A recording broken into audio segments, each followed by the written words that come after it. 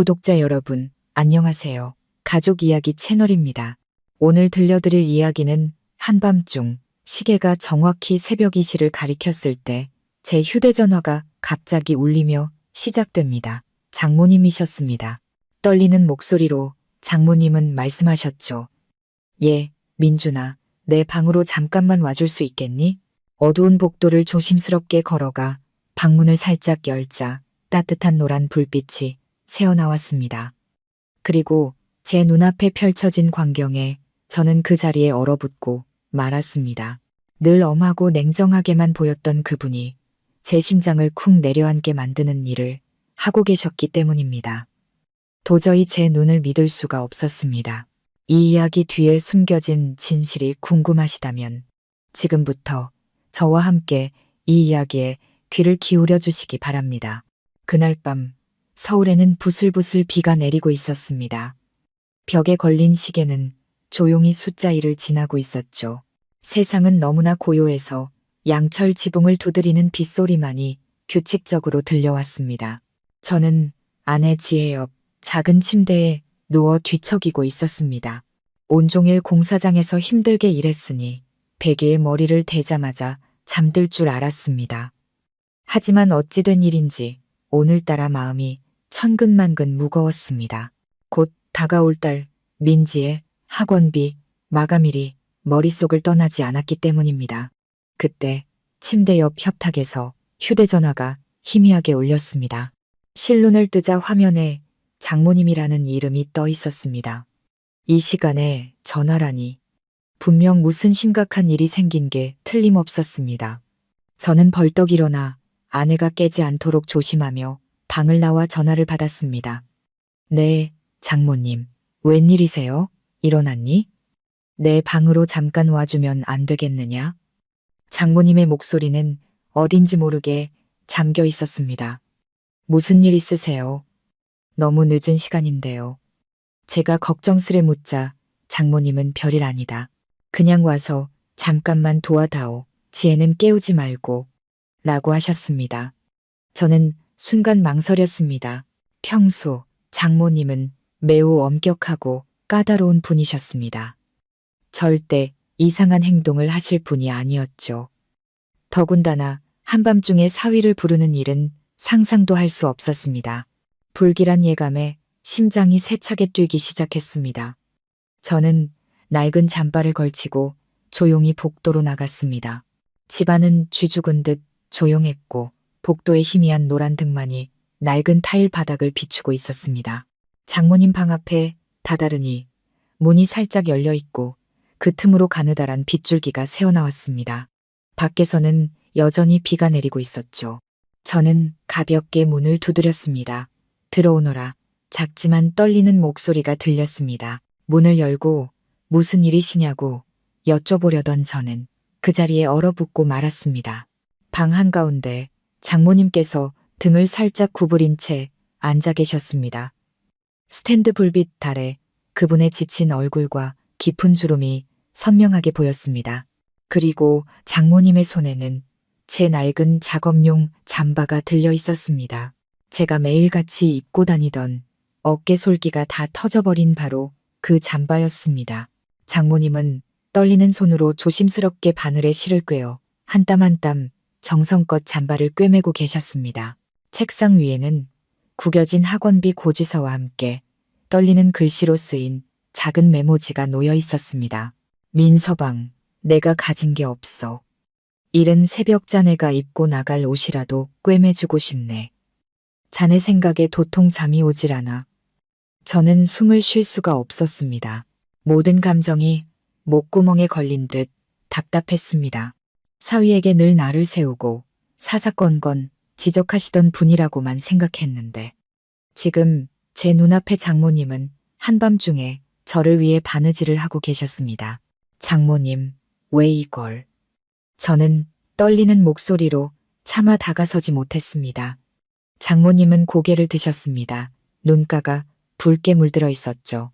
민지 학원비 때문에 내 오토바이 판 거 내가 모를 줄 알았더냐.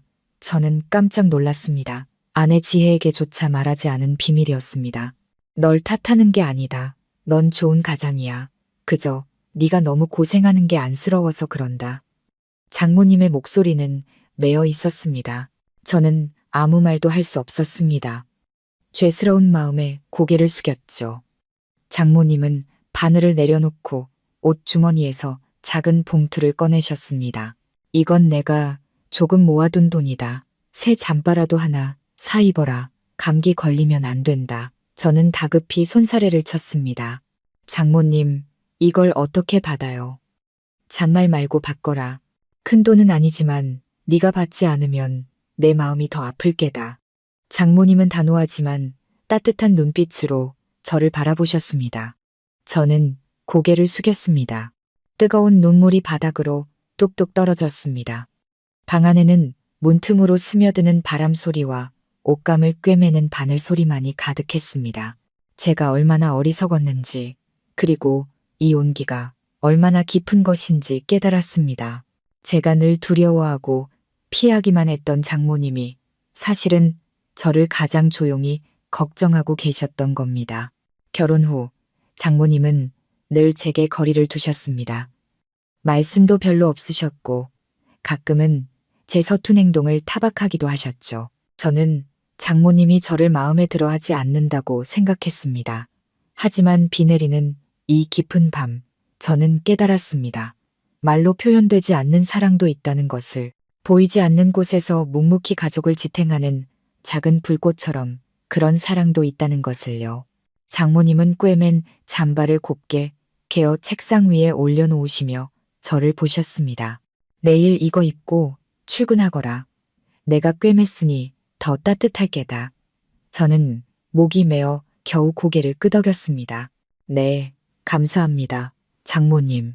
장모님은 희미하게 미소 지으셨습니다. 세월의 흔적이 가득한 얼굴이었지만 그 미소는 참으로 온화했습니다. 이제 그만 들어가 쉬어라. 내일 일하려면 피곤할 테니. 저는 방을 나와 조용히 문을 닫았지만 심장은 좀처럼 진정되지 않았습니다. 처마 끝에서 들려오는 빗소리마저 한결 부드러워진 것 같았습니다. 마치 멀기만 했던 두 사람의 마음이 가까워지는 순간을 조용히 지켜봐주는 것처럼요. 그날 밤 저는 잠을 이룰 수 없었습니다. 머릿속에는 장모님께서 낡은 잠바를 꿰매시던 모습, 그 가녀린 등과 슬프지만 따뜻했던 눈빛이 계속 맴돌았습니다. 저는 깨달았습니다. 진심은 요란하지 않다는 것을. 바늘 한 땀, 실 한 올에도 누군가에게는 평생 잊지 못할 온기가 담길 수 있다는 것을요. 저는 옆에 잠든 아내 지혜를 바라보며 아내의 손을 가만히 잡았습니다. 언젠가 아내도 어머니의 이 깊은 마음을 온전히 이해할 날이 오겠죠. 하지만 적어도 저는 오늘 밤을 결코 잊지 못할 겁니다. 평범하기 그지없는 하룻밤이었지만 그날 밤은 제가 장모님을 바라보는 시선을 영원히 바꾸어 놓았습니다. 그리고 저는 알지 못했습니다. 그날 밤을 시작으로 저와 장모님 사이에 사랑과 오해, 그리고 시련으로 가득한 날들이 펼쳐지리라는 것을, 그리고 그 모든 일들이 제게 가족이라는 두 글자의 의미를 더욱 깊이 새겨주게 되리라는 것을요. 날이 막 밝아올 무렵 희미한 햇살이 창틈으로 스며들어 차가운 바닥을 비추었습니다. 저는 깊은 감동으로 잠 못 이룬 밤을 보내고 몽롱한 상태로 눈을 떴습니다. 장모님께서 잠바를 꿰매시던 모습이 낡은 필름처럼 머릿속에서 반복되었습니다. 의자에 걸린 잠바 주머니에 손을 넣어보니 정갈하게 꿰매진 옷감이 손끝에 닿았습니다. 한 땀 한 땀 단단하면서도 이상하게 따뜻한 감촉이었습니다. 아내 지혜는 아직 깊은 잠에 빠져 있었습니다. 등을 돌린 채 헝클어진 머리카락을 베개에 흩뜨리고 평온한 얼굴로 잠들어 있었죠. 저는 아내를 바라보다 책상 위에 놓인 딸의 학원비 고지서를 보았습니다. 씁쓸한 마음이 밀려왔습니다. 오늘부터 며칠간 공사장에서 추가 근무를 해서라도 부족한 돈을 마련할 생각이었는데 사위를 위해 밤을 새우셨을 장모님을 생각하니 마음이 따뜻하면서도 먹먹해졌습니다. 잠바를 걸치고 마당으로 나가니 장모님께서 이른 아침부터 낙엽을 쓸고 계셨습니다. 그 작은 등이 참으로 연약해 보였습니다. 인사를 드리려는데 장모님께서 먼저 돌아보시며 온화하게 웃으셨습니다. 좀처럼 보기 힘든 미소였죠. 일찍 일어났구나. 아침 먹고 일하러 가거라. 장모님의 목소리는 바람처럼 부드러웠습니다. 아니에요, 장모님. 쉬세요. 제가 하고 먹겠습니다. 됐다. 뭐라도 뜨끈하게 먹고 가야 일할 힘이 나지. 생선죽 끓여놨다. 김이 모락모락 피어오르는 냄비 안에서 은은한 생강향이 풍겨왔습니다. 문득 냄비 안에 수십 년은 좋게 사용하셨을 낡은 나무 국자가 보였습니다. 예전에 제가 철없이 장모님, 이 국자 너무 낡았어요. 새 것 하나 사세요. 라고 말씀드렸던 기억이 났습니다. 그때 장모님은 그저 웃으며 낡아도 튼튼한 게 꼭 이 늙은이 같지 않으냐 라고 하셨죠. 이제와 생각하니 그 말이 가슴을 아리게 했습니다. 아침 식사 중 지혜가 맨 마지막으로 내려와 앉으며 투덜거렸습니다. 엄마는 왜 이렇게 일찍 일어나셨어요? 제가 할 텐데 이제 저희 걱정은 그만하세요. 장모님은 그저 웃기만 하셨습니다. 저는 밤새 잠을 설쳐 피곤하신 듯 안경 너머로 희미하게 떨리는 장모님의 손을 보았습니다. 지혜가 눈살을 찌푸리며 말했습니다. 어젯밤에 늦게 주무셨죠? 밤에 재봉틀 소리 들리던데 그런 자잘한 일 밤새 하지 마세요. 몸 상하신다니까요. 제가 거들어 주려는데 장모님께서 조용히 고개를 저으셨습니다. 아니다. 그냥 손에 익어서 잠깐 꿰맨 것뿐이다. 그러고는 저를 향해 다정하면서도 조용한 눈빛으로 말씀하셨습니다. 더 먹어둬라. 온종일 힘든 일 해야지. 저는 그저 고개를 숙이고 죽을 떠먹을 수밖에 없었습니다. 목이 꽉 막힌 것 같았죠. 그날 밤 이후 장모님의 모든 말과 행동이 제게는 완전히 다르게 느껴졌습니다. 감사와 존경, 그리고 죄책감이 뒤섞인 무언가가 제 마음속으로 스며들었습니다. 아침을 먹고 장모님께서 꿰매주신 잠바를 입고 자전거를 타고 일터로 향했습니다. 잠바는 이제 어깨에 꼭 맞았고 단단한 바늘땀에서는 장모님의 손길이 느껴지는 듯 했습니다. 공사장 입구에 다다르자 동료인 김 반장님이 휘파람을 불며 웃었습니다. 박씨 잠바 누가 저렇게 예쁘게 꿰매줬어? 완전 새 것 같네. 저는 멋쩍게 웃었습니다. 장모님께서 해주셨습니다. 그러자 김 반장님은 이야, 장모님이 사위를 엄청 아끼시나 보네 라며 감탄했습니다. 저는 웃었지만 마음속에서는 설명하기 힘든 자부심이 차올랐습니다. 맞습니다. 장모님은 저를 아껴주셨습니다. 하지만 저는 그분의 지친 눈빛을 잊을 수 없었습니다. 오후에 퇴근하니 또 비가 내리고 있었습니다. 처마 밑에 자전거를 세우는데 거실에서 장모님의 목소리가 들렸습니다. 작고 떨리는 목소리였지만 분명했습니다. 지혜야, 엄마한테는 아무것도 사주지 마라. 그 돈으로 우리 손녀 학원비나 보태는 게 훨씬 낫다. 엄마, 근데 제 방에 있던 학원비 고지서요. 학교에 납부하셨어요? 엄마 돈 어디서 나셨어요? 지혜가 의아한 듯 물었습니다. 저는 문 밖에서 그대로 멈춰 섰습니다. 장모님께서 몰래 학원비를 내주신 것이었습니다. 저는 주먹을 꽉 쥐었습니다. 심장이 세차게 뛰었죠. 장모님이 대답하셨습니다. 내가 그냥 조금 보탠 것뿐이다. 민서방이 너무 고생하잖니. 오토바이까지 팔았는데 전 몰랐어요.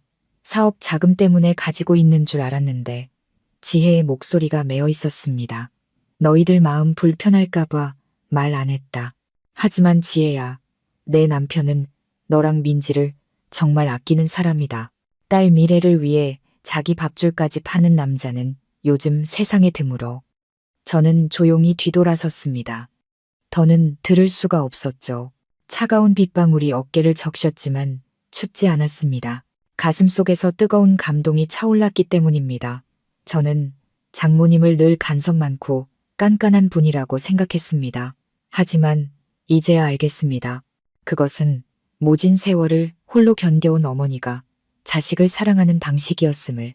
그날 밤 가족들이 모두 잠든 후 저는 조용히 거실로 나가 장모님 책상 위에 작은 봉투 하나를 올려두었습니다. 안에는 장모님이 좋아하시는 굴비, 몇 마리와 홍삼 음료, 그리고 급하게 쓴 메모가 들어 있었습니다. 장모님, 잠바, 정말 감사합니다. 그리고 모든 것에 감사합니다. 장모님께 부끄럽지 않은 사위가 되겠습니다. 다음 날 아침 그 메모는 곱게 접혀 책상 위에 놓여 있었고 그 옆에는 쌀한 포대와 이런 글씨가 적혀 있었습니다. 이건 민지 맛있는 거 사주고 나는 아직 건강하니 내 걱정은 말거라. 저는 떨리는 손으로 그 메모를 들었습니다. 장모님의 정갈한 글씨가 제 마음에 와 닿는 듯 했습니다. 바로 그때 방에서 나온 지혜가 쌀 포대를 보고는 저를 의심스럽게 쳐다봤습니다. 오빠가 엄마한테 이 메모 쓴 거야? 제가 당황하며 고개를 끄덕이자 지혜가 눈살을 찌푸렸습니다. 오빠랑 엄마, 나 몰래 무슨 일 있는 거지? 이웃 아주머니가 그러는데 엄마가 밤새 바느질하셨다며 오빠 알고 있었어?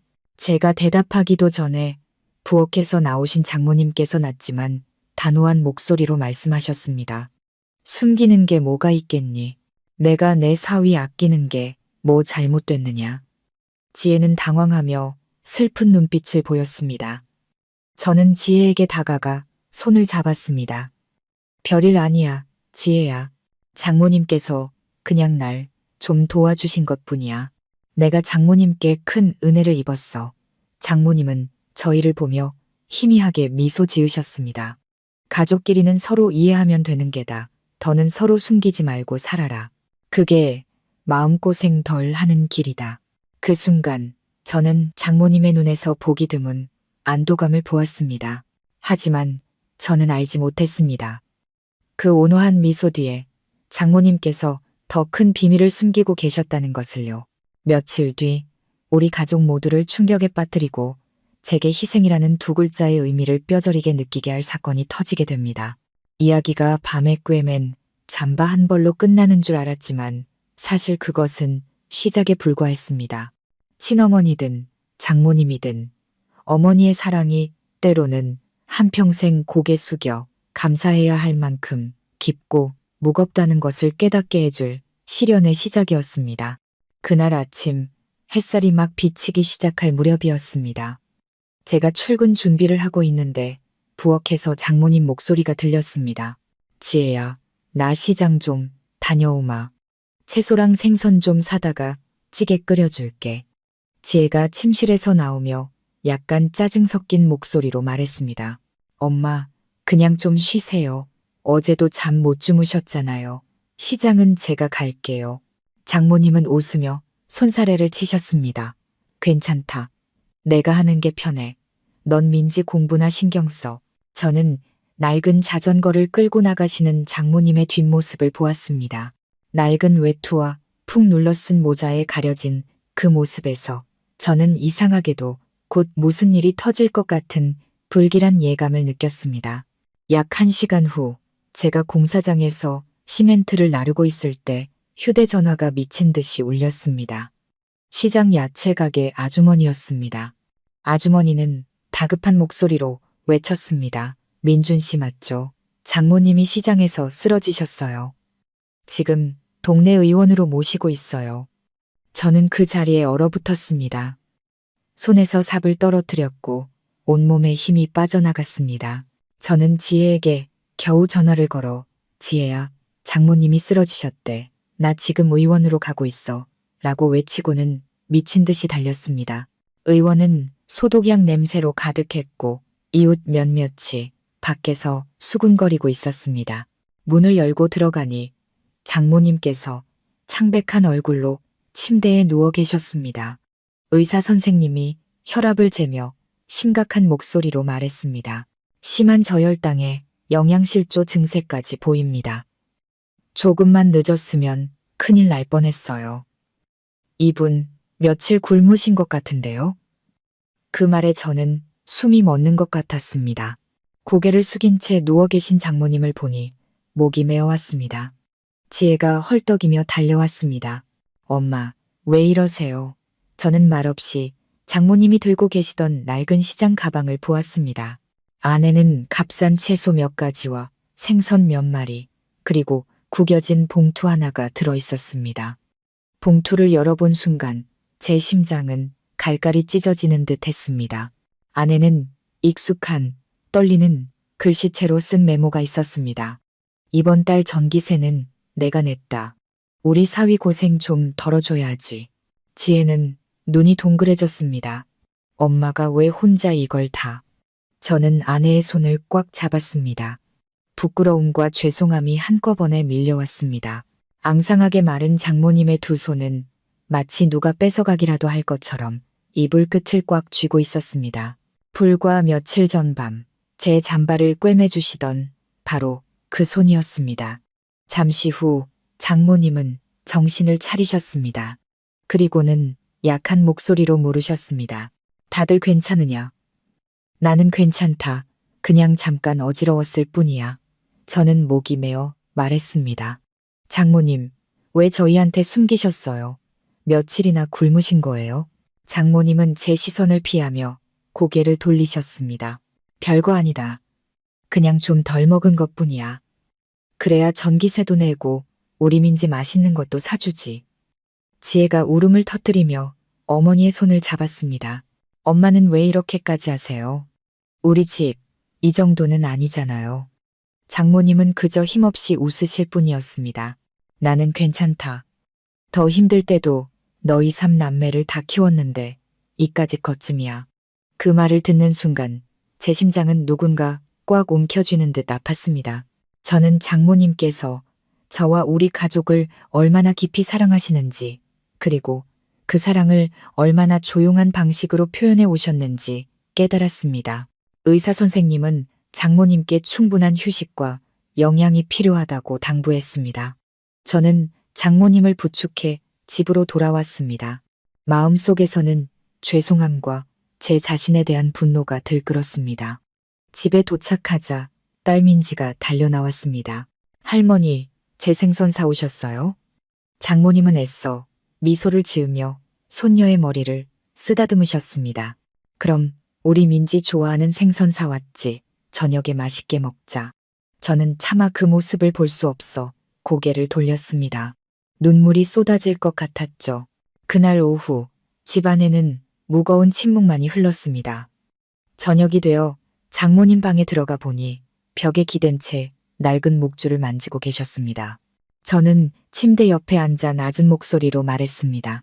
장모님, 이제부터는 아무것도 하지 마세요. 돈 문제는 제가 다 알아서 할게요. 오늘처럼 쓰러지시는 거 다시는 보고 싶지 않아요. 장모님은 눈을 뜨고 저를 바라보셨습니다. 그 눈빛은 따뜻했지만 깊었습니다. 민준아, 내 마음 안다. 하지만 사내란 본디 자기 힘으로 모든 걸 해결하고 싶어 하는 법이지 난 널 탓하지 않아. 그저 조금이나마 돕고 싶었을 뿐이다.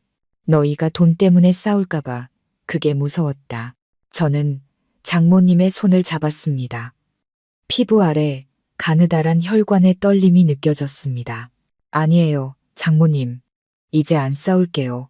제가 더 열심히 일해서 장모님 걱정 안 시키겠습니다. 장모님은 희미하게 미소 지으셨습니다. 그 말만으로도 고맙다. 바로 그때 거실에서 전화벨이 요란하게 울렸습니다. 제가 급히 나가 전화를 받았습니다. 공사장 소장님이었습니다. 박 씨, 큰일 났어. 계약이 파기돼서 공사 잠정 중단이야.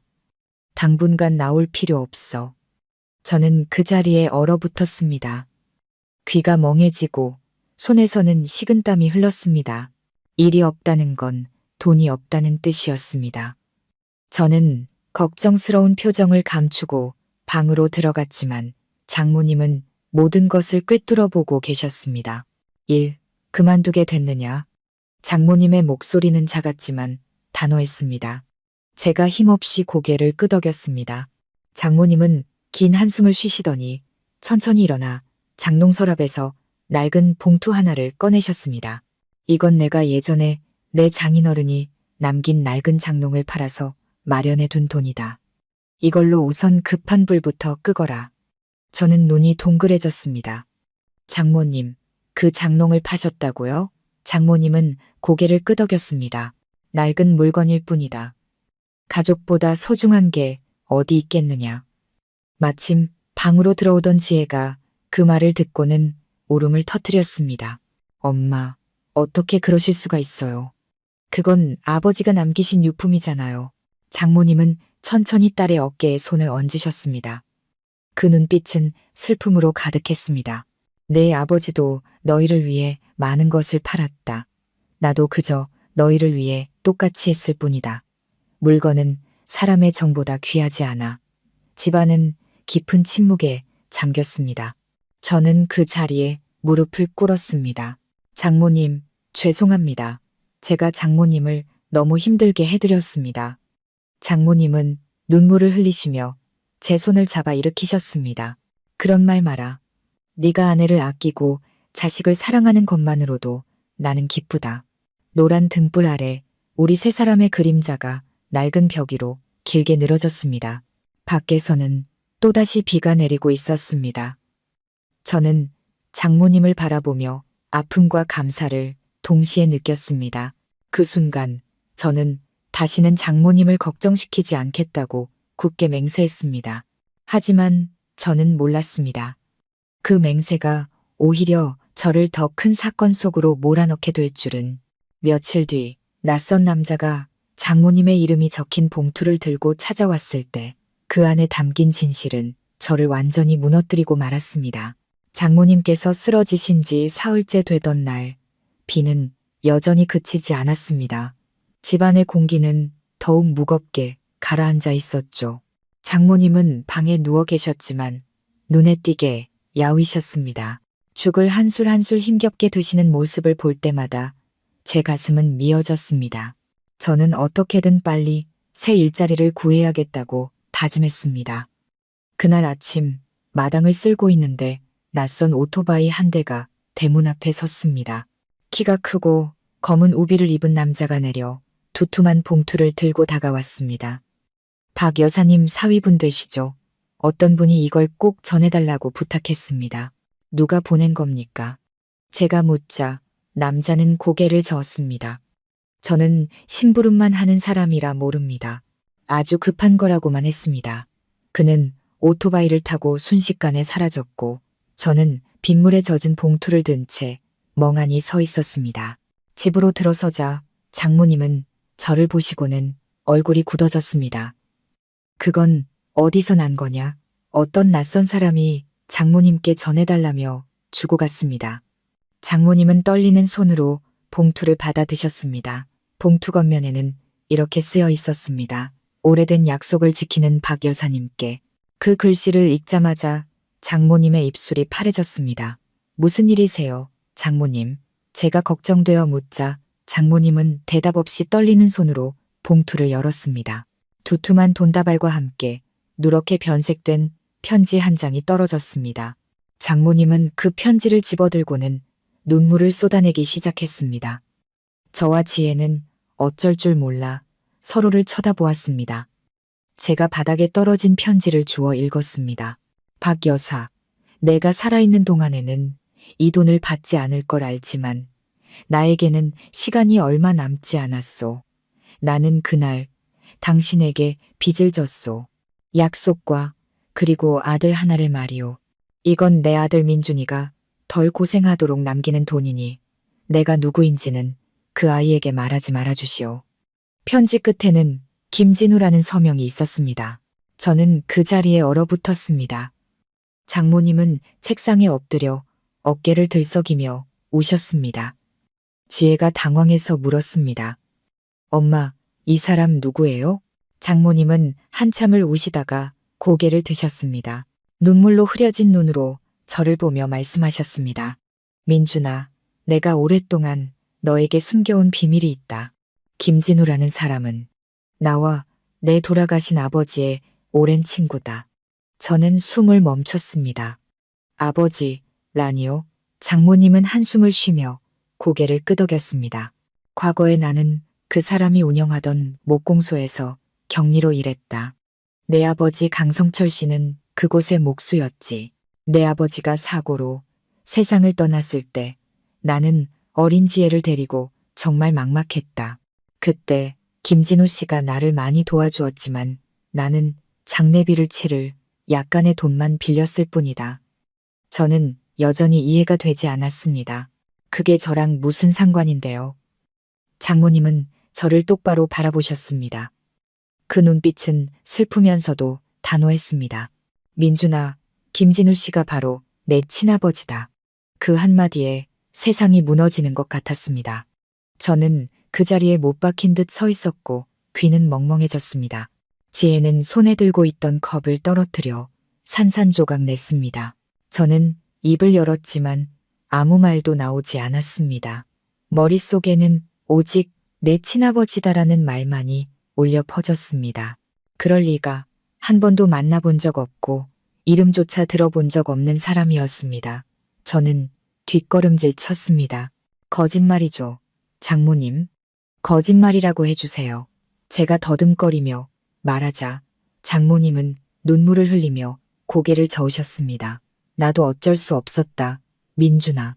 그분은 가족들의 반대 때문에 떠나야만 했고 나는 이 비밀을 수십 년간 가슴에 묻고 살았다. 이제 그분이 세상을 떠날 때가 되니 속죄하는 마음으로 너에게 이 돈을 남긴 게다. 저는 충격에 휩싸였습니다. 평생 가난하지만 정직한 목수의 아들이라는 사실을 자랑스럽게 여기며 살아왔습니다. 그런데 하루아침에 제 뿌리가 송두리째 흔들리고 있었습니다. 울어야 할지 분노해야 할지 알 수 없었습니다. 지혜가 저를 보다가 어머니에게 외쳤습니다. 엄마, 왜 이제야 이런 말씀을 하세요? 장모님은 얼굴을 감싸쥔 채 흐느끼셨습니다. 용기가 없었다. 네가 상처받을까봐, 너희들 행복이 깨질까봐 무서웠다. 하지만 이제는 더 이상 숨길 힘이 없구나. 저는 말없이 책상 위에 돈다발과 편지를 바라보았습니다. 온몸이 차갑게 식어갔습니다. 사랑, 분노, 슬픔, 그리고 거대한 공허함이 제 마음속에서 뒤엉켰습니다. 장모님이 힘없는 목소리로 말씀하셨습니다. 민준아, 무슨 일이 있어도 나는 내 장모다. 단 한 번도 너를 남이라고 생각해 본 적 없다. 진심으로 널 아꼈다. 저는 주먹을 꽉 쥔 채 끊어질 듯한 목소리로 말했습니다. 장모님, 지금은 아무 생각도 할 수가 없습니다. 저 혼자 생각할 시간이 필요해요. 저는 뒤돌아 밖으로 나갔습니다. 비는 여전히 내리고 있었습니다. 저는 하늘을 향해 고개를 들고 차가운 빗물을 그대로 맞았습니다. 머릿속은 복잡하게 얽혀 있었고 한편으로는 왜 그랬냐고 소리치고 싶었지만 다른 한편으로는 저 늙고 약한 여인이 너무나 가엽게 느껴졌습니다. 밤새 저를 위해 잠바를 꿰매주고 굶어가면서까지 제 가족을 챙겨주신 분, 이제는 제발 원망하지 말아달라고 비는 분, 지혜가 다가와 제 어깨에 손을 얹었습니다. 오빠, 엄마 너무 원망하지 마. 엄마도 평생 힘드셨을 거야. 저는 말없이 아내의 손을 잡았습니다. 빗소리와 함께 집안에서 들려오는 희미한 흐느낌 소리가 섞여 들려왔습니다. 그날 밤 저는 잠을 이룰 수 없었습니다. 봉투를 다시 열어보니 돈다발 아래에 작은 메모지가 하나 더 있었습니다. 서울에 있는 한 병원 주소와 함께 이렇게 적혀 있었습니다. 진실을 알고 싶다면 15일 전에 나를 찾아오너라. 저는 메모지를 꽉 쥐었습니다. 심장이 세차게 뛰었죠. 두려움과 호기심이 동시에 밀려왔습니다. 어떤 진실이 저를 기다리고 있는 걸까요? 그 남자는 정말 제 친아버지일까요? 밖에서는 바람이 거세게 불었습니다. 저는 우리 가족의 평온했던 삶이 거대한 폭풍 속으로 휘말려 들어갔음을 직감했습니다. 그리고 이 폭풍을 멈출 방법은 단 하나, 김진우라는 남자를 찾아가는 것뿐이었습니다. 이틀 후 저는 서울로 가기로 결심했습니다. 그 전날 밤 저는 한숨도 자지 못했습니다. 눈을 감으면 눈물에 젖은 장모님의 얼굴과 김진우라고 서명된 편지가 떠올랐기 때문입니다. 분노와 연민, 그리고 극심한 혼란 속에서 저는 모든 진실을 알아야겠다고 생각했습니다. 그 남자는 누구이며 왜 제 인생에 이토록 아픈 흔적을 남겼는지 직접 확인해야만 했습니다. 이른 아침 지혜가 제게 김밥을 싸주며 나지막이 말했습니다. 오빠, 가서 무슨 얘기를 듣든 너무 상처받지 마. 저는 말없이 고개를 끄덕였습니다. 이 충격으로 제가 무너질까봐 아내가 걱정하고 있다는 것을 알았지만 제 마음속에는 진실을 마주해야 한다는 강한 열망이 타오르고 있었습니다. 버스는 천천히 터미널을 빠져나갔습니다. 창밖에는 여전히 비가 내리고 있었습니다. 정오 무렵 저는 병원에 도착했습니다. 거대한 건물과 긴 복도, 코를 찌르는 소독약 냄새. 저는 접수처에 물었고 젊은 직원은 차트를 보더니 말했습니다. 5층 508호요. 김진우 환자분, 말기암으로 입원 중이십니다. 그 말을 듣는 순간 심장이 멎는 것 같았습니다. 저는 불타는 마음으로 계단을 뛰어 올라갔습니다. 508호 문을 열었을 때 저는 그 자리에 멈춰 섰습니다. 침대 위에는 뼈만 앙상하게 남은 한 남자가 누워 있었습니다. 그는 힘겹게 몸을 일으켜 창밖을 바라보고 있었습니다. 저는 문 앞에 서서 아무 말도 할 수 없었습니다. 간호사가 저를 보고 말했습니다. 김진우 어르신, 면회 오셨어요. 그가 고개를 돌렸습니다. 그의 시선이 저에게 닿는 순간 우리 둘 다 숨을 멈췄습니다. 그 흐릿한 눈동자 속에서 저는 왠지 모를 제 자신의 모습을 본 것 같았습니다. 그의 목소리는 약했지만 분명했습니다. 네가 민준이냐? 저는 겨우 고개를 끄덕였습니다. 목이 꽉 메어왔죠. 그가 웃었습니다. 지치고 힘없는 미소였습니다. 와줘서 고맙다. 언젠가 네가 찾아올 줄 알았다. 제가 다가가 떨리는 목소리로 물었습니다. 왜 이제야? 그는 고개를 숙였습니다. 앙상한 손으로 이불 끝을 꽉 쥐었죠. 나에게 시간이 얼마 남지 않았기 때문이다. 그리고 네가 나를 원망할까봐, 내 장모님이 상처받을까봐, 그래서 30년 가까이 침묵을 택했다. 저는 수백 가지 질문을 하고 싶었지만 목소리가 나오지 않았습니다. 그는 깊은 슬픔이 담긴 눈으로 저를 바라보았습니다. 나는 과거니 어머니가 일하던 목공소의 사장이었다. 내 아버지 강성철 씨는 내 밑에서 일하던 목수였지. 그는 사고로 세상을 떠났다. 나는 남편의 시신 옆에서 무너져 내리던 내 어머니를 보며 마음이 약해졌다. 나는 그녀를 진심으로 사랑했지만 가족들의 반대를 이겨낼 용기가 없었다. 그래서 너를 낳은 그녀를 홀로 두고 몰래 돈만 보내주며 지켜볼 수밖에 없었다. 그의 목소리는 점점 메어갔습니다. 나는 네가 자라는 모습을 계속 지켜봤다. 네가 결혼하는 것도 봤고 네가 힘들 때마다 돈을 보냈지만 네 장모님은 받지 않으셨다. 그분은 너를 누구보다 아끼셨으니까. 저는 고개를 숙였습니다. 눈물이 뚝뚝 떨어졌죠. 저는 더 이상 그를 원망할 수 없었습니다. 두 사람 모두 과거의 아픔 속에서 침묵하며 살아왔다는 사실에 가슴이 아팠습니다. 김진우 씨가 힘겹게 숨을 몰아쉬며 말했습니다. 나에게는 배다른 아들이 하나 더 있다. 그 아이는 내 존재를 모른다. 내가 죽고 나면 그 아이가 모든 사실을 알고 내 어머니를 원망할까봐 두렵구나. 부디 그 아이를 원망하지 말아다오. 그리고 가능하다면 나 대신 내 어머니를 지켜주렴. 그의 목소리는 점점 작아졌습니다. 저는 그의 손을 꽉 잡고 울먹이며 말했습니다. 원망하지 않아요. 다만 살아계실 때 아버지라고 한번 불러드리지 못한 게 한스러울 뿐입니다. 그의 눈에 마지막 빛이 스쳐 지나갔습니다. 그는 힘겹게 미소를 지었습니다. 그 말 한마디면 나는 만족한다. 그의 뺨 위로 눈물 한 방울이 흘러내렸습니다. 그리고 그의 손에서 힘이 빠져나갔습니다. 아버지, 저는 울음을 터뜨리며 침대 옆에 무릎을 꿇었습니다. 하얀 병실 안에는 제 흐느낌 소리만이 가득했습니다. 김진우 씨는 평생 단 한 번도 아들이라고 부르지 못했던 제 품에서 마지막 숨을 거두었습니다. 저는 그의 차가운 손을 잡고 한참을 울었습니다. 사람들이 모두 나간 후 저는 그의 침대 옆 탁자에서 낡은 수첩 하나를 발견했습니다. 거표지에는 내 아들 민준이에게라고 적혀 있었습니다. 수첩 안에는 그가 수년간 써온 일기장이었습니다. 몰래 마을로 내려와 저를 멀리서 지켜본 날들의 기록이었습니다. 오늘 아들을 보았다. 나를 많이 닮았다. 녀석이 목공 기술을 배우고 있다. 성실하고 착한 아이 같다. 아들아 하고 부르고 싶었지만 나는 또다시 조용히 돌아섰다. 저는 눈물을 멈출 수가 없었습니다. 수년간 저는 아무것도 모른 채 살아왔지만 어둠 속에서 저를 묵묵히 지켜봐준 한 남자가 있었습니다. 저는 일어나 아버지의 시신 앞에서 고개를 숙였습니다. 제가 아버지 목까지 어머니를 잘 모시겠습니다.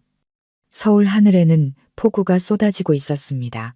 무거운 마음으로 병원을 나와 버스터미널에 도착했을 때 키가 크고 검은 양복을 입은 한 청년이 저를 똑바로 쳐다보며 서 있었습니다. 당신이 박민준 씨입니까? 그의 목소리는 차갑고 낮았습니다. 누구시죠? 그는 희미하게 비웃었습니다. 저는 현우라고 합니다. 김진우 회장님의 아들이죠. 그리고 당신에게 묻고 싶군요. 왜 제 아버지가 당신 품에서 돌아가셔야만 했는지. 차가운 바람이 제 얼굴을 스쳤습니다. 아버지와의 만남이 채가 시기도 전에 또 다른 폭풍이 제게 몰아치고 있었습니다. 터미널 앞에는 세찬 비가 쏟아지고 있었습니다. 저는 현우라고 자신을 소개한 청년 앞에서 얼어붙었습니다. 그의 눈빛은 강철처럼 차가웠습니다. 방금 병원에서 나온 사람, 맞죠? 제가 도착했을 땐 아버지는 이미 돌아가셨더군요. 마지막을 지킨 게 당신이라고 들었습니다. 저는 무거운 마음으로 고개를 끄덕였습니다. 네, 편지를 받고 찾아갔습니다. 제품에서 돌아가셨습니다. 현우가 비웃었습니다. 그럼 당신이 아버지께서 가장 신뢰하던 사람이라도 된다는 겁니까? 그의 목소리에 담긴 비아냥에 저는 숨이 막혔습니다. 저는 애써 침착하게 말했습니다. 저는 아무것도 아닙니다. 그저 아버지께서 끝내 부르지 못한 아들일 뿐입니다. 현우의 눈이 커졌습니다. 아들이라고? 말은 참 번지르르하게 하는군. 당신이 지금 무슨 말을 하는지 알고 있나? 당신이 내 동생이라고 주장하는 거냐고. 바람이 불어 현우의 옷자락이 펄럭였습니다. 그의 눈에는 분노와 함께 혼란과 상처가 뒤섞여 있었습니다. 저는 심호흡을 하고 천천히 말했습니다.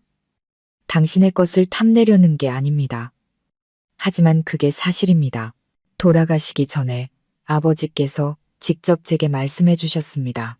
현우는 실소하더니 갑자기 제 멱살을 잡았습니다. 내가 믿을 것 같아? 아버지가 어떤 분인지 알아? 평생 사적인 얘기는 입 밖에도 안 꺼내시던 분이야. 그런데 당신 같은 사람이 나타나서 아들이라고? 저는 저항하지 않고 그의 눈을 똑바로 쳐다보았습니다. 못 믿겠다면 아버지의 일기장을 보십시오. 여기 가지고 왔습니다. 저는 주머니에서 낡은 수첩을 꺼냈습니다. 현우는 잠시 망설이더니 수첩을 낚아챘습니다. 그가 빠르게 책장을 넘기자 그의 눈빛이 흔들리기 시작했습니다. 오늘 민준이를 보았다. 녀석이 많이 컸다. 나를 참 많이 닮았다. 하지만 다가갈 수가 없었다. 그는 다른 페이지를 넘겼습니다. 현우는 내 자랑스러운 아들이지만 민준이는 내 평생의 죄책감이다. 언젠가 두 아이가 서로를 이해하고 나 대신 그 착한 여인을 지켜줄 수 있기를 바랄 뿐이다. 현우는 그 자리에 멈춰 섰습니다. 손이 가늘게 떨리고 있었죠. 날카롭던 그의 눈빛은 사라지고 그 자리에는 거대한 공허함만이 남았습니다. 그는 수첩을 덮어 길가의 의자에 던지며 승아한 목소리로 중얼거렸습니다. 말도 안 돼. 그럴 리가 없어. 저는 그를 바라보았습니다.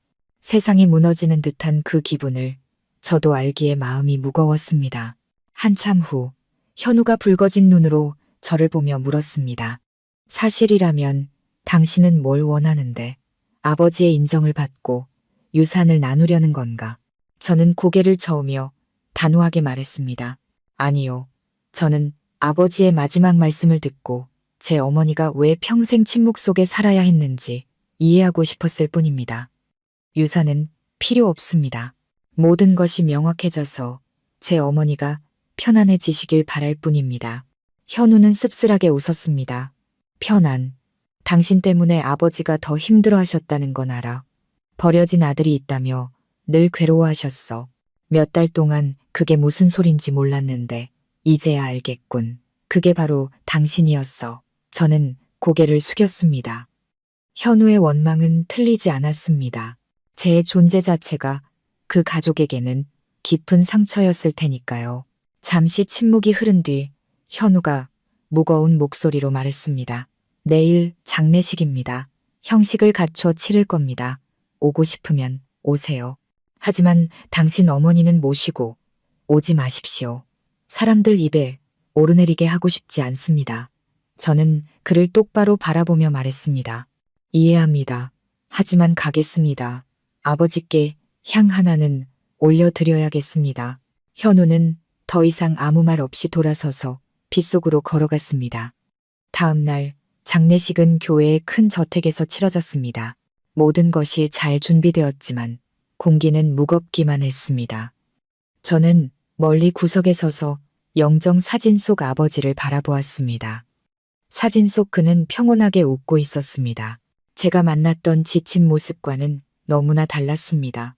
조문객들은 대부분 사업 파트너나 친구들이었습니다.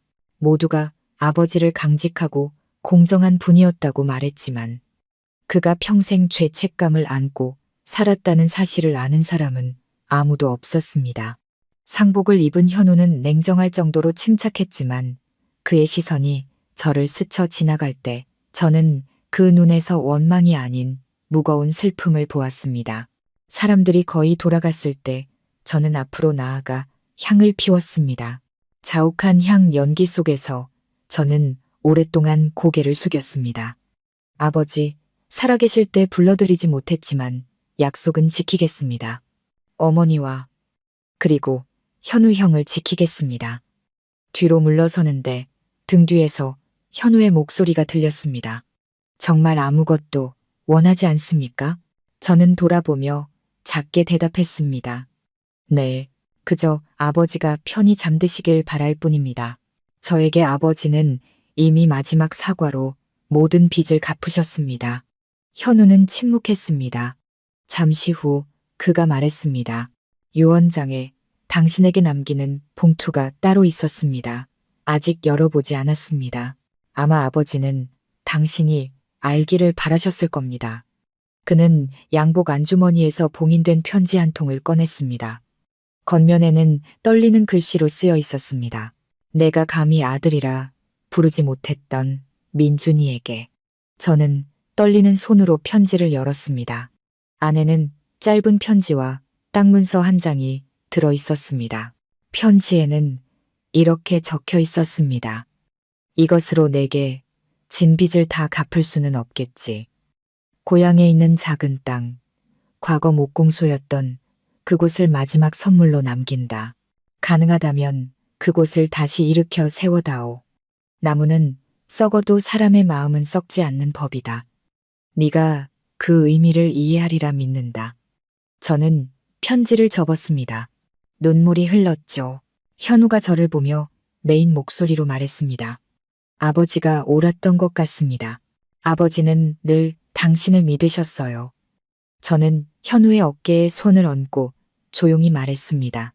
아버지는 우리 둘 다 믿으셨을 겁니다. 형은 회사를 이끌고 저는 아버지의 유지를 이어 모든 것이 시작되었던 그 목공소를 다시 세우겠습니다. 현우는 침묵했습니다. 그의 굳은 뺨 위로 눈물 한 줄기가 빠르게 흘러내렸습니다. 두 형제는 그렇게 나란히 서 있었습니다. 집 안에는 향냄새가 가득했고 밖에서는 여전히 비가 내렸습니다. 하지만 저는 더 이상 춥지 않았습니다.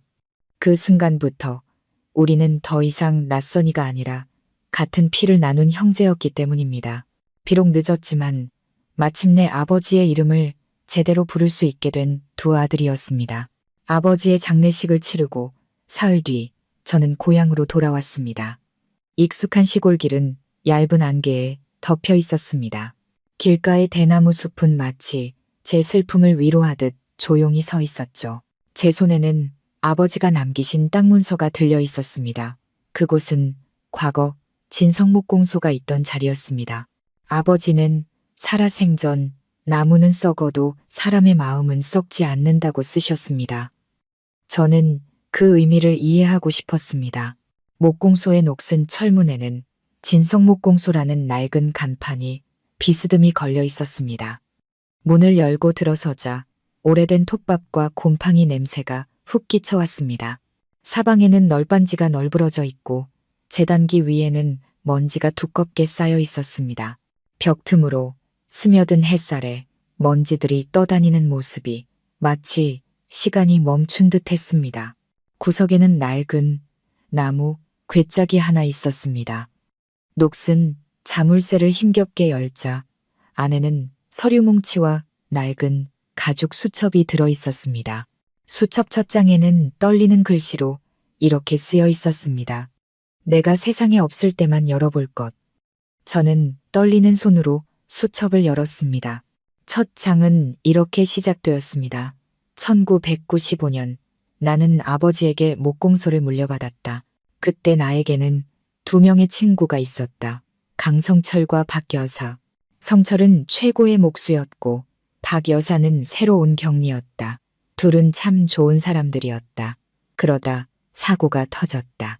성철이 죽고 박 여사는 홀로 남았다. 나는 그때 잘못된 선택을 했다. 연민이 사랑으로 변하는 것을 막지 못했다. 저는 숨을 멈췄습니다. 한 글자 한 글자가 칼날처럼 제 가슴을 파고들었습니다. 다음 장을 넘기자 아버지의 목소리가 들리는 듯 했습니다. 나는 성철이 멀리 일하러 가기 전 만약 무슨 일이 생기면 그의 가족을 내 가족처럼 돌보겠다고 약속했다. 나는 그 약속을 평생 지키려 했지만 그 약속이 오히려 나를 가장 끔찍한 죄로 이끌었다. 저는 그 자리에 주저앉았습니다. 제 아버지와 김진우 회장 두 사람은 둘도 없는 친구 사이였던 것입니다. 그리고 그 약속 때문에 김진우 회장은 평생을 죄책감 속에서 살아야만 했습니다. 마지막 장에는 이렇게 쓰여 있었습니다.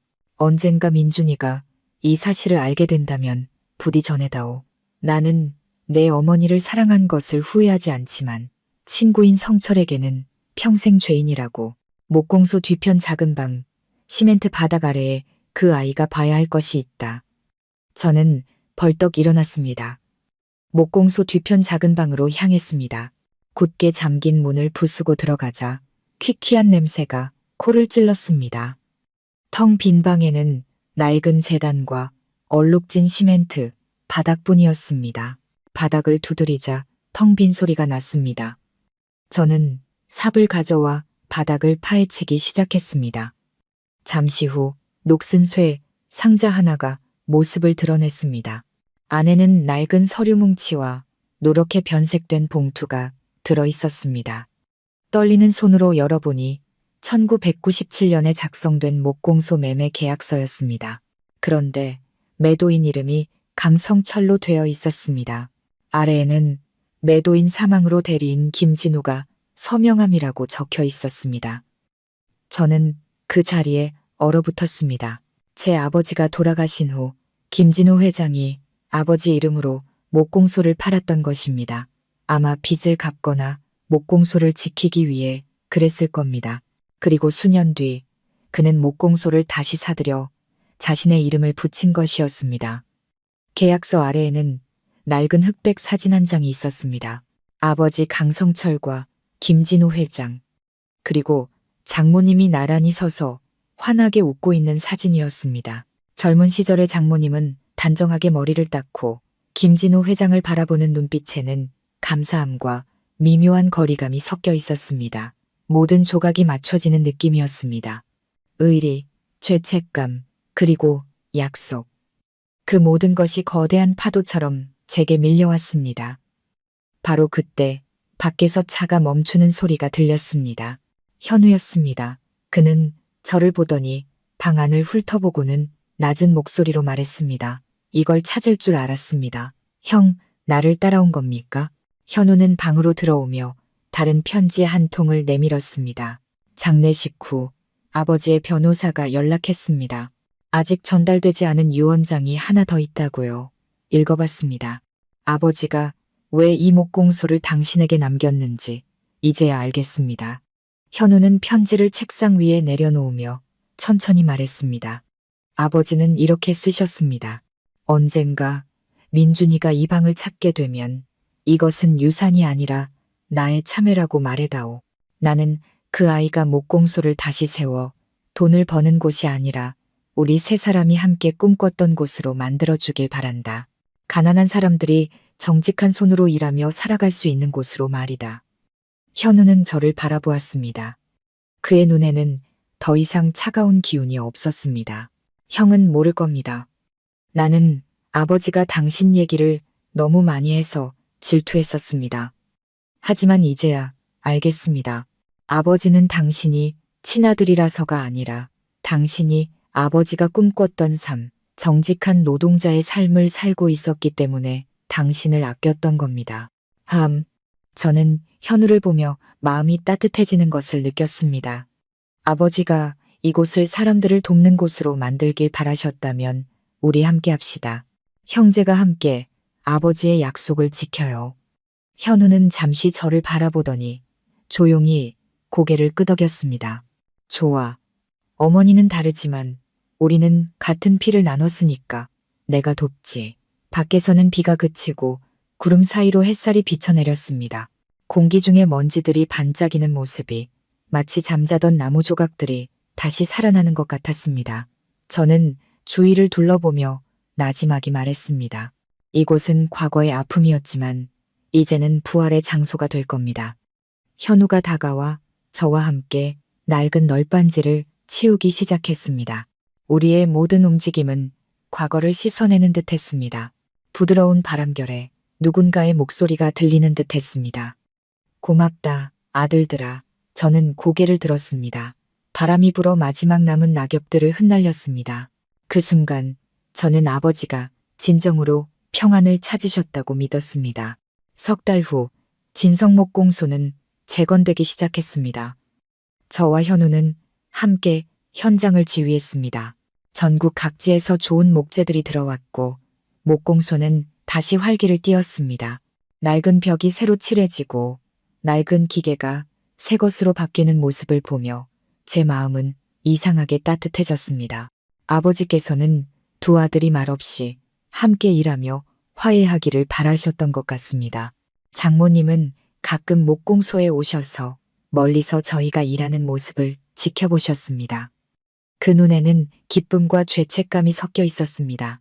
저는 괜찮다고 말씀드리고 싶었지만 장모님께서 목공소 문틀을 어루만지시는 모습을 보면 차마 말이 나오지 않았습니다. 그저 그분이 미소 짓는 것만으로도 충분했습니다. 어느 날 저녁 새로 들어온 목재를 확인하고 있는데 현우가 긴장된 얼굴로 달려왔습니다. 형, 누가 형을 만나고 싶대. 나를, 누군데. 이 땅의 옛 주인이라고 주장하는 사람이야. 증거 서류도 가지고 있대. 저는 그 자리에 멈춰 섰습니다. 옛 주인이라니. 이 땅은 아버지가 남기신 유산이고 등기부등본도 깨끗한데. 현우가 심각하게 말했습니다. 일단 나가봐. 대문 밖에서 기다리고 있어. 대문 앞으로 나가자 중년 남성 한 명이 서류 가방을 든 채 서 있었습니다. 그는 저를 보더니 비웃는 듯한 미소를 지었습니다. 당신이 박민준 씨요? 누구신데? 내 이름은 이강재요. 이 땅에 대해 할 얘기가 있어서 왔소. 그는 서류 가방에서 서류 뭉치를 꺼내 차보닛 위에 탁탁 쳤습니다. 이건 1997년 토지 매매 계약서요. 매도인은 강성철 씨로 되어 있지. 법적으로 사망한 사람의 서명을 대리인이 법적 위임장 없이 한 계약은 무효라는 거 알고 있소. 저는 눈살을 찌푸렸습니다. 무슨 말씀이시죠? 이 땅은 김진우 회장님께서 제게 남기신 합법적인 유산입니다. 그가 비웃었습니다. 맞아. 하지만 내가 바로 1997년에 이 땅을 산 사람이라고. 그때 김진우 회장이 죽은 사람 대신 서명했지. 죽은 사람 명의를 도용하는 게 불법이라는 건 알 텐데. 저는 그 자리에 얼어붙었습니다.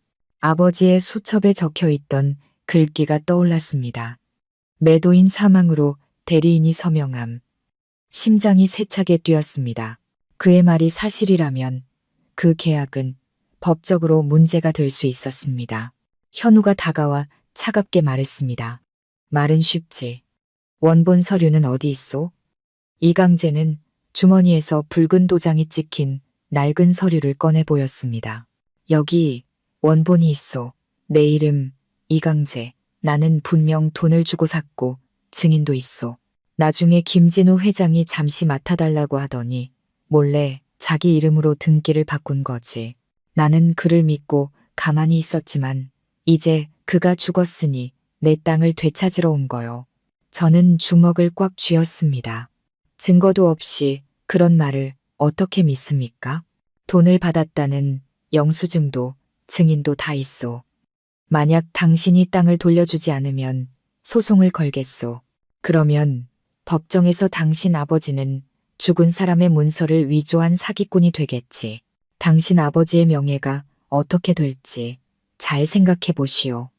그 말은 제 심장을 후벼 팠습니다. 원하는 게 뭐요? 그가 눈썹을 치켜 세웠습니다. 일을 크게 만들고 싶진 않소. 당신이 이 땅의 절반만 나에게 넘겨주면 소송은 취하하겠소. 현우가 즉시 소리쳤습니다. 꿈 깨시지. 우리 아버지가 남기신 땅을 누구도 빼앗아 갈 수 없어. 그는 저를 보며 비웃었습니다. 당신이 현우 씨 맞지? 김진우 회장의 아들. 이 사건이 법정으로 가면 당신네 회사도 조사를 받게 될 거요. 나는 당신들 나를 피하게 도와주는 셈이지. 그는 돌아서며 차갑게 한마디 던졌습니다. 일주일 주겠소. 그때까지 결정하지 않으면 바로 소장을 접수하겠소. 차가 사라지고 저와 현우는 말없이 서로를 바라보았습니다. 잠시 후 현우가 주먹을 쥐며 말했습니다. 아마 저 자말이 사실일지도 몰라. 알아봤는데 1997년에 아버지가 대리로 서명한 계약서가 있긴 했어. 그걸 이용해서 소송을 걸 수 있다는 거야. 저는 계단에 주저앉았습니다. 머릿속이 복잡했습니다. 아버지는 친구와의 약속을 지키기 위해 모든 것을 하셨지만 이제 그 약속 때문에 평생 사기꾼이라는 오명을 쓸 수도 있었습니다. 현우가 한숨을 쉬었습니다. 땅을 잃으면 아버지와 형의 노력이 모두 물거품이 돼. 하지만 소송을 하면 우리의 모든 과거가 드러나게 될 거고 장모님까지 힘들어지실 거야. 그때 장모님께서 다가오셨습니다. 저희의 심각한 얼굴을 보고는 무슨 일이냐고 물으셨죠. 저는 모든 것을 사실대로 말씀드렸습니다. 장모님은 온몸을 떨며 눈물을 글썽이셨습니다. 결국 나와 그 사람의 업보가 아직 끝나지 않았구나. 민준아, 이 일이 세상에 알려지면 사람들이 나를 손가락질할 게다. 나는 괜찮지만 네가 나 때문에 힘들어질까 봐 그게 무섭다. 저는 장모님의 손을 굳게 잡았습니다. 그런 말씀 마세요. 저는 누구도 제 부모님을 욕되게 하도록 내버려 두지 않을 겁니다. 법정에 서서라도 아버지의 진심을 증명하겠습니다. 현우가 저를 보며 고개를 끄덕였습니다. 좋아요. 같이 합시다. 제가 회사 변호사에게 부탁해서 옛날 기록을 찾아보겠습니다. 아버지가 증거를 남겨두셨을지도 모릅니다. 사흘 후 현우는 서류 뭉치 하나를 가져왔습니다. 그 안에는 김진우 회장님이 직접 쓴 자필 확인서가 있었습니다. 나 김진우는 친구 강성철의 유산을 지키기 위해 그의 재산을 임시로 관리하며 어떤 금전적 이득도 취하지 않았음을 확인한다. 그의 아들이 성인이 되면 모든 것을 돌려줄 것이다. 저는 그 종이를 꽉 쥐었습니다. 눈시울이 뜨거워졌죠. 이것이야말로 아버지가 땅을 판 것이 아니라 친구를 위해 지켜준 것이라는 증거였습니다. 현우가 미소 지었습니다.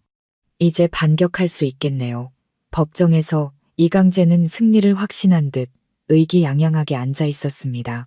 하지만 제가 옛 인부 2명의 서명이 담긴 확인서를 증거로 제출하자 그의 얼굴은 하얗게 질렸습니다. 변호사가 일어나 분명한 목소리로 말했습니다. 존경하는 재판장님, 이것은 1997년의 거래가 매매가 아닌 상속인의 재산을 보호하기 위한 임시 관리였음을 증명하는 증거입니다. 원고 이강재는 합법적인 소유권을 주장할 수 없습니다. 잠시 후 판결이 내려졌습니다.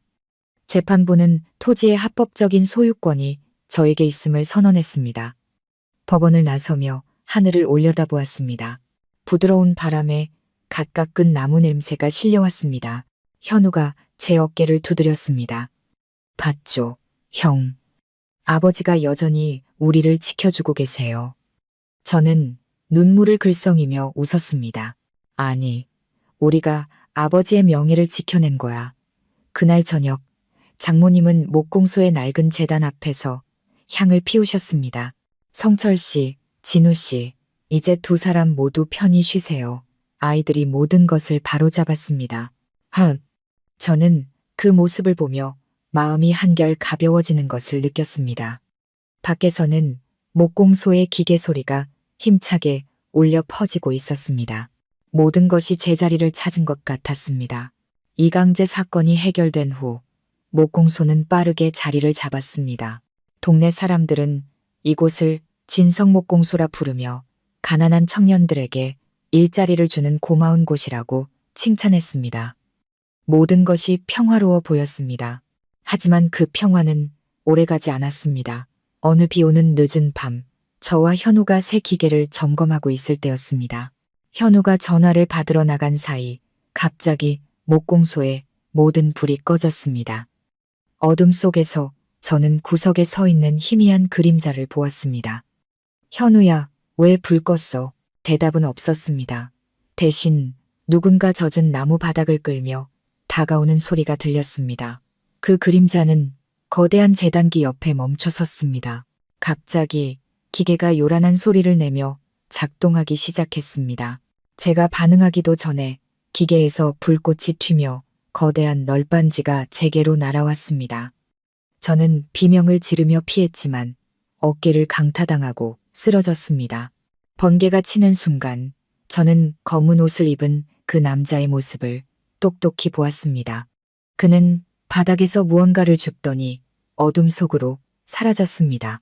어깨의 극심한 통증 속에서 저는 소리쳤습니다. 현우야, 도와줘. 잠시 후 현우가 달려왔습니다. 형, 괜찮아요? 저는 문 쪽을 가리키며 말했습니다. 누가 일부러 기계를. 현우는 저를 부축하고 밖으로 나갔지만 오토바이 한 대가 빗속으로 사라지는 뒷모습만 보일 뿐이었습니다. 현우의 얼굴이 하얗게 질렸습니다. 이건 사고가 아니야. 누군가 형을 죽이려고 했어. 그날 밤 제 팔을 보고 놀라신 장모님께 현우는 단호하게 말했습니다. 이건 사고가 아닙니다. 이강재, 그놈 짓이 틀림없어요.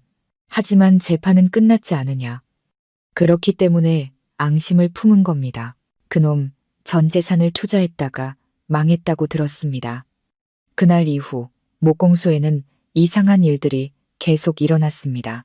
목재 더미가 무너지고 자재를 싣는 트럭에 바퀴 나사가 풀려 있는 등 인부들 사이에서는 불안감이 커져갔습니다. 그러던 어느 날 밤 현우가 저를 창고 뒤로 불렀습니다. 그는 숨겨둔 카메라 영상을 보여주었습니다. 영상 속에는 검은 우비를 입은 남자가 목공소를 서성이고 있었습니다. 그리고 그의 걸음걸이, 약간 다리를 저는 그 모습은 이강재와 똑같았습니다. 그놈이 정말 우리를 죽이려고 하는군요. 현우가 주먹을 쥐었습니다. 이번에는 제가 잡겠습니다. 저희는 경찰에 신고하고 덫을 놓기로 했습니다. 며칠 뒤밤 저는 일부러 목공소에 혼자 남아 기계를 점검하는 척했습니다.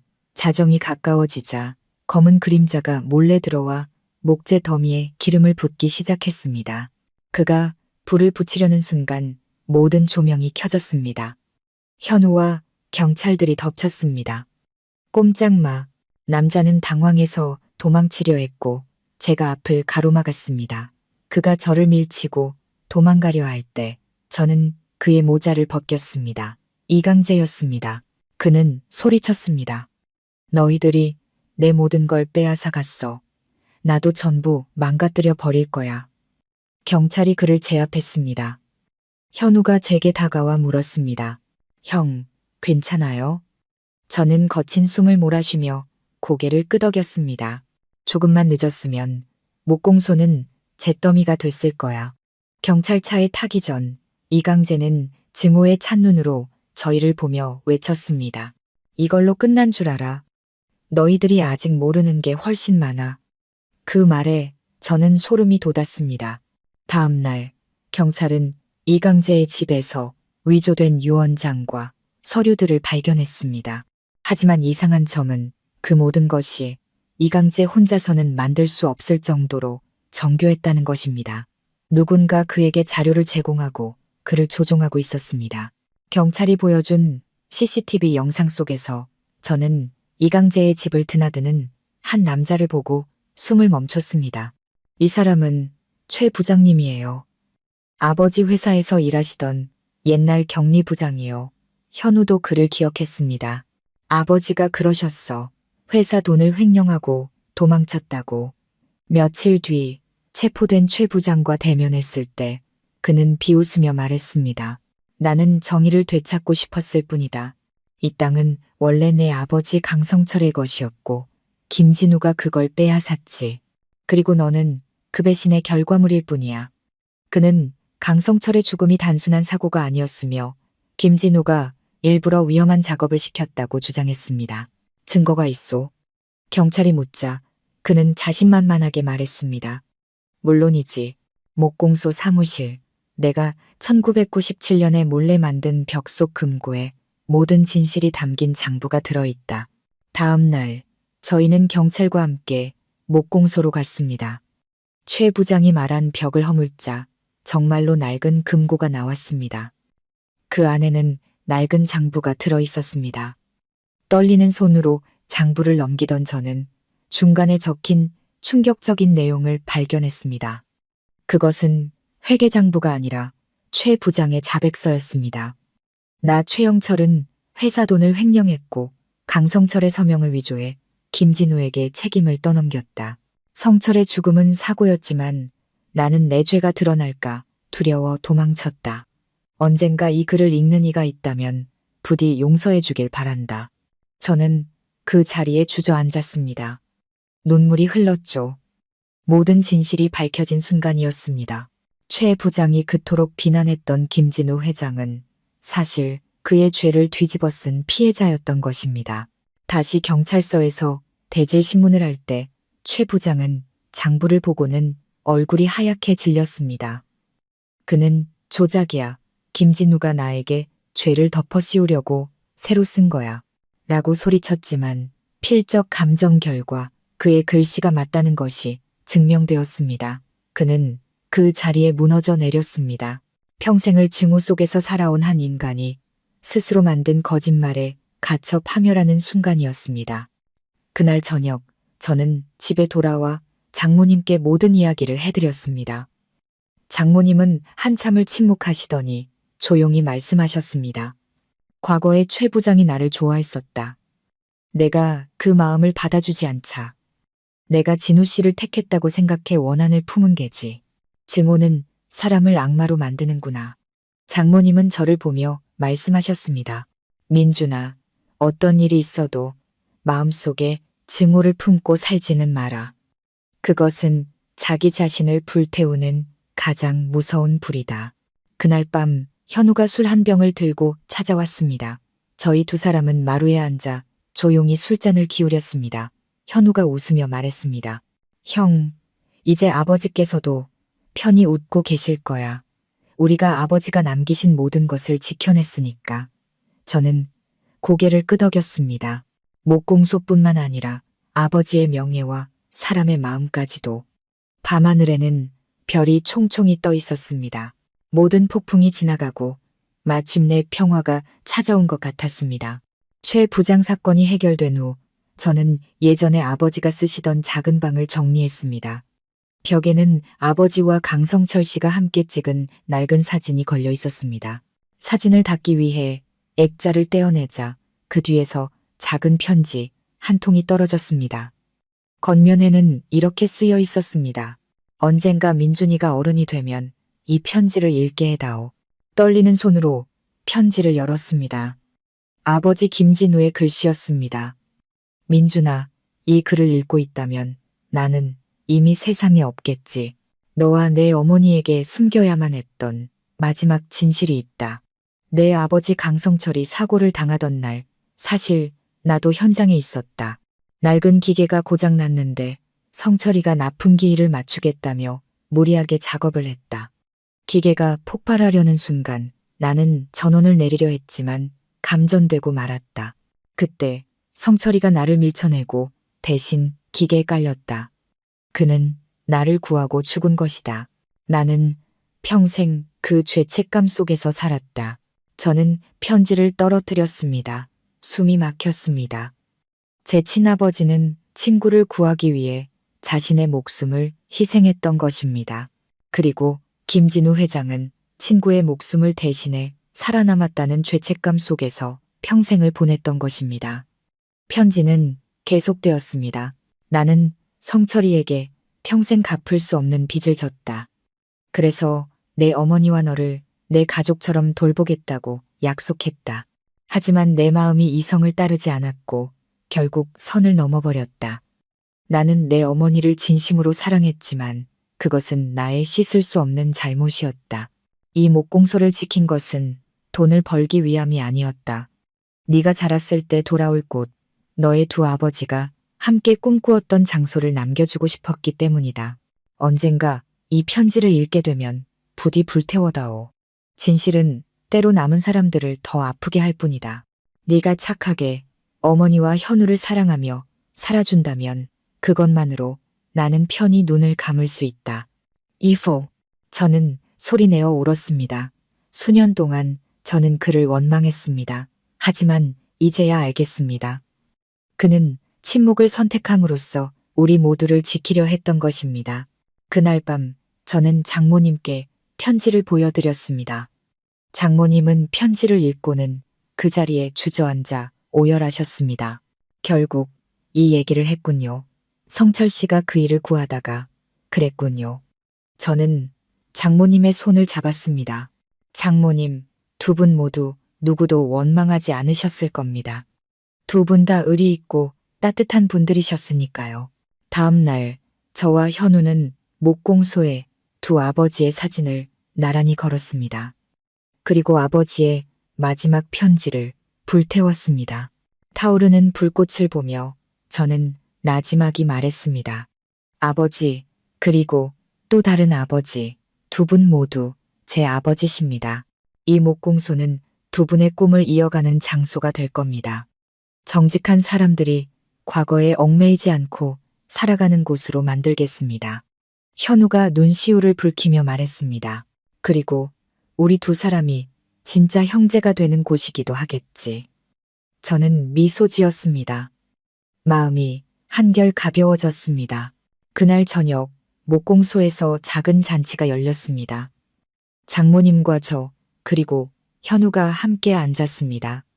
장모님께서 찻잔을 들고 말씀하셨습니다. 얘들아, 어쩌면 나는 과거에 잘못된 선택을 했을지도 모른다. 하지만 진심으로 서로를 아끼는 사람들은 결국 평화를 찾게 되는 것 같구나. 이제 우리 가족 더 이상 숨기는 것 없이 살아가자. 저는 어머니의 어깨에 손을 얹으며 미소 지었습니다. 어머니, 이제 다 알아요. 한 분의 아버지는 제게 생명을 주셨고 또 다른 아버지는 제게 마음을 주셨습니다. 저는 두 분의 아들이라 행복합니다. 그날 밤 환하게 불이 켜진 목공소를 바라보며 저는 진정한 평화를 느꼈습니다. 수많은 폭풍우가 지나갔지만 결국 남는 것은 사람 사이의 정이었습니다. 저는 마음속으로 조용히 속삭였습니다. 아버지, 이제 모든 것을 이해했습니다. 인더 3개월 후 진성목공소는 수십 명의 기술자들이 함께 일하는 공동체가 되었습니다. 아침마다 울려 퍼지는 기계 소리는 제게 희망의 소리였습니다.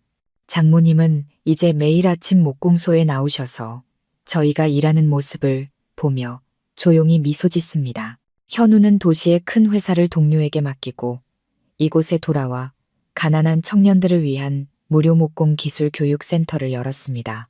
그는 아버지는 어떤 나무든 잘 다듬으면 훌륭한 작품이 된다고 하셨어. 사람도 마찬가지야 라고 말했습니다. 어느 날 장모님께서 제게 낡은 나무 팔찌를 건네주셨습니다. 이건 내 아버지 강성철 씨의 유품이다.